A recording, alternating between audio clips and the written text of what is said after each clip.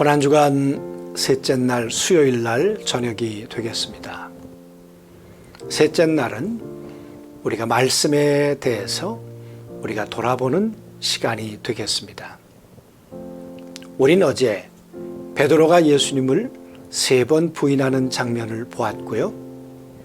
그리고 그가 통곡하는 그의 울음소리도 들었습니다. 그가 울었던 이유가 무엇이었을까요?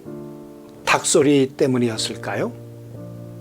아니면 예수님의 눈빛 때문이었을까요? 물론 그런 것들이 다 요인이 되었을 것입니다. 그러나 누가는 로고스, 하나님의 말씀이 생각이 나서 그 진리가 생각이 나서 그는 통곡했다. 여러분, 우리를 울게 하는 것, 우리를 회개하게 하는 것, 우리를 사람의 생각과 하나님의 생각으로 분리시키는 것, 혼과 영을 분리해서 하나님의 영적인 사람으로 우리를 변화시켜가는 힘은 말씀에 있는 것입니다. 그런 면에서 오늘 저녁 우리 자신들을 돌이켜 보았으면 좋겠습니다. 하나님 앞에 올려드릴 찬양이 무엇이 있을까요? 말씀을 통해 도전받고 말씀을 통해 회개하고 말씀을 통해 깨달은 은혜가 무엇이 있습니까? 한번 잔잔히 이 은혜들을 묵상하시면 좋겠습니다. 하루 동안 말씀 없이 내 생각으로 성령의 감동 없이 인간의 생각으로 살았던 것 무엇이 있었을까? 그래서 하나님하고 갈등을 넘어 하나님을 저 시소의 밑바닥으로 추락시키시고 나는 그 예수님을 밟고 혹시 내가 우뚝 서지는 않았을까? 우리 자신들을 돌이켜 보았으면 좋겠습니다. 그런 죄가 숨겨져 있는지. 여러분, 베드로를 울게 했던 하나님의 말씀을 요즘 읽고 계신가요? 얼마나 많이 읽느냐 중요합니다. 그 말씀이 내게 부딪혀오는 하나님의 음성, 살아있는 말씀이 되어서 나를 회개하게 하고 나를 돌이키게 하는 살았고 운동력 있는 말씀이 되는 것이야말로 우리의 영혼의 성장을 가져오게 하는 것이죠. 요즘 말씀하고의 관계를 잘 한번 돌이켜보았으면 좋겠고요. 요즘 말씀을 통해 생생하게 내게 말씀하셨던 하나님의 음성은 무엇일까?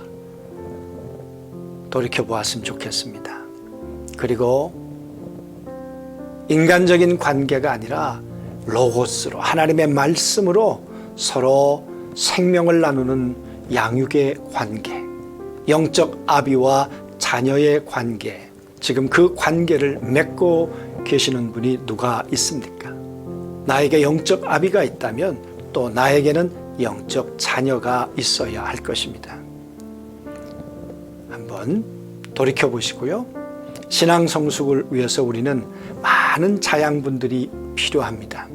풍성한 인문학적 우리 지식 뿐만 아니라 성경의 배경, 다양한 우리를 풍성하게 하는, 우리를 이해를 넘어 그 진리 앞에 깨닫게 하는 많은 가르침들이 우리에게 필요하지요. 요즘 어떤 연구와 도전들을 하고 계시는지 한번 살펴보시면 좋겠고요. 수요일 날 저녁 개인적으로 올해 읽고 싶은 책들, 올해 공부하고 싶은 장르는 무엇인지, 어느 만큼 진척되고 있는지 한번 돌이켜 보시면 좋겠습니다. 수요일 날 밤 우리 기도하면서 오늘 하루를 마무리하도록 하겠습니다. 전능하신 아버지 하나님, 베드로를 울게 했던 그 진리의 말씀이 오늘 우리 안에도 살았고 운동력 있는 말씀이 되게 하셔서 혼과 영을 분리해서 땅의 것과 하늘의 것을 가르게 하시고 관절과 골수가 나누어지게 하시고 우리의 인간적인 생각과 하나님이 주시는 마음이 갈라져서 땅의 것은 사라져가게 하시되 하나님의 것은 우리 안에 생명의 능력으로 열매를 맺어가도록 도와주옵소서. 고난주간 우리를 위해서 이 땅에 오시고 우리의 죄를 당신의 가슴에 담고 십자가로 향하셨던 그리스도의 은혜를 깊이 묵상하며 남은 고난주간을 주의 은혜 아래 지낼 뿐 아니라 수요일날 이 밤을 십자가 아래서 잠들 수 있도록 인도해 주옵소서. 예수님의 이름으로 기도하옵나이다. 3월 31일 사순절 제37일 아직도 깨닫지 못하느냐. 마가복음 8장 14절에서 21절 말씀. 제자들이 떡 가져오기를 잊었음에 배에 떡 한 개밖에 그들에게 없더라.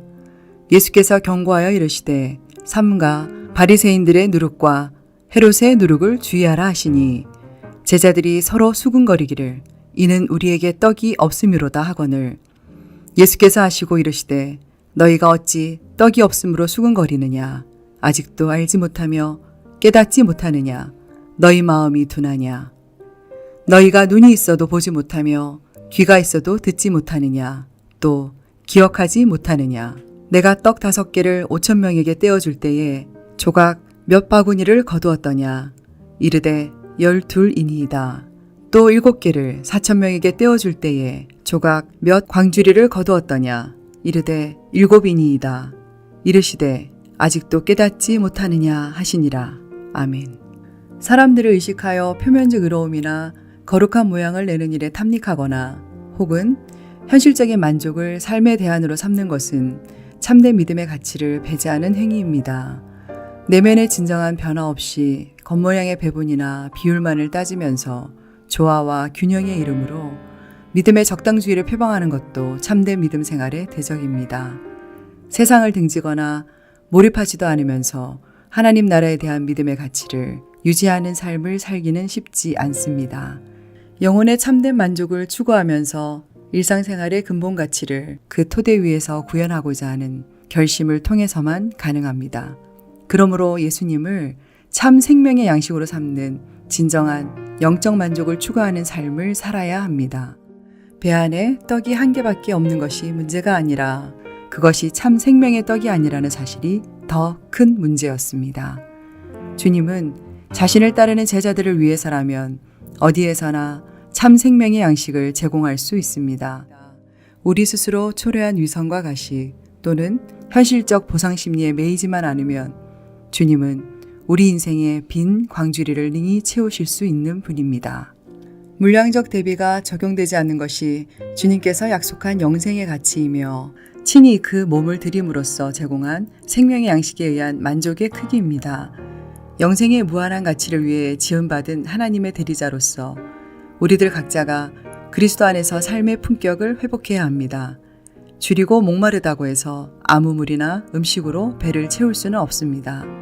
참 생명의 양식을 취하도록 부름받은 자들로서 오직 그리스도께서 친히 제공하시는 생명의 떡으로 참된 만족을 얻어야 할 것입니다. 독생자의 대속의 몸값으로 정해진 우리 각자의 존재 가치를 세상의 헛되고 가식적인 주장으로 대신하려는 거짓된 줄임과 목마름을 주의하십시오. 자신을 삼가고 자제할 줄 아는 것이 믿음이며 또한 성도의 거룩함입니다. 성도는 그리스도의 것일 뿐 한낱 세상에 속한 무리들이 아닙니다. 삶의 자리, 그 삶을 지속하는 수단까지 주님께 속한 것이어야 합니다. 오늘의 기도.